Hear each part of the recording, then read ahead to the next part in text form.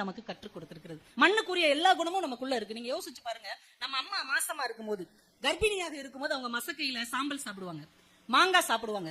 ரொம்ப ஒரு மாதிரி இருந்துச்சுன்னா மண்ணை தெளிச்சு சாப்பிடுவாங்க. நம்ம முதலில் நமக்கு ஊட்டப்பட்ட உணவு நம்ம அம்மா சாப்பிட்ட மண்ணு தான் என்பதை நாம உணர்ந்து கொள்ள வேண்டும். முதல்ல நமக்குள்ள போனது மண்ணு தான்.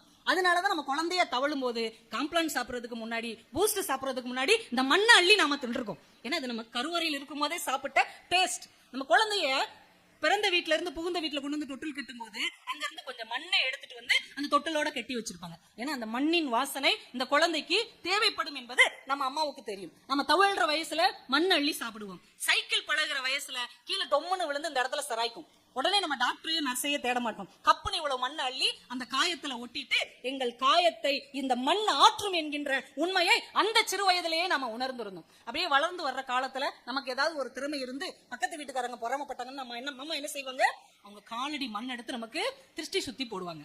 அதையும் தாண்டி நமக்கு காய்ச்சல் வந்துருச்சு, உடம்புக்கு முடியலன்னா கோயில்ல போய் வேண்டிக்கிட்டு மண் சோறு சாப்பிடுவாங்க. யாராவது நம்ம குடும்பத்தை சொத்து பிரச்சனையில ஏமாத்திட்டாங்கன்னா அதே மண்ணவாறு தூத்தி சாபம் போடுவாங்க.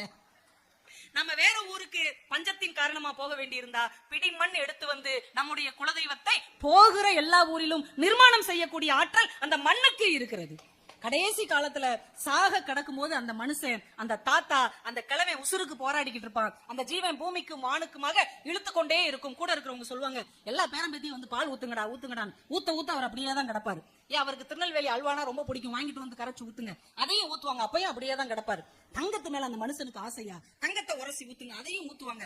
அப்பயும் அவர் இழுத்துட்டே தான் இருப்பாரு. துட்டுனா ரொம்ப பேராசை பிடிச்சவையா, துட்டை கரைச்சு ஊத்துங்க, அதையும் உரசி ஊத்துவாங்க. அப்பயும் அந்த கழுடு போய் சேராது. கடைசியா ஒருத்தங்க சொல்லுவாங்க, அவன் கடைசியில் சொந்த மண்ணில் தான் சாக வேண்டும் என்று ஆசைப்பட்டான். அந்த சொந்த மண்ணை எடுத்துட்டு வந்து கரைச்சு ஊத்துங்க ஏன்னு சொல்லுவாங்க. சொந்த மண் உள்ளே போனவுடன் அந்த கருவறையில் வாங்கிய மண்ணின் வாசனையை உணர்ந்து அந்த ஜீவன் விண்ணுக்கு போகும் என்றால் பிறப்பிலிருந்து இறப்பு வரை இந்த மண் நம்ம கூடவே வருகிறது. அதனாலதான் நம்ம மண்ணின் மைந்தர்கள், மண்ணுக்கு ஏத்த பொண்ணு என்று இந்த மண்ணை வைத்துதான் நம்ம அடையாளம் காணப்படுகிறோம் என்றால் அந்த மண்ணின் குணம் நமக்கு இருக்கணும் இல்லையா?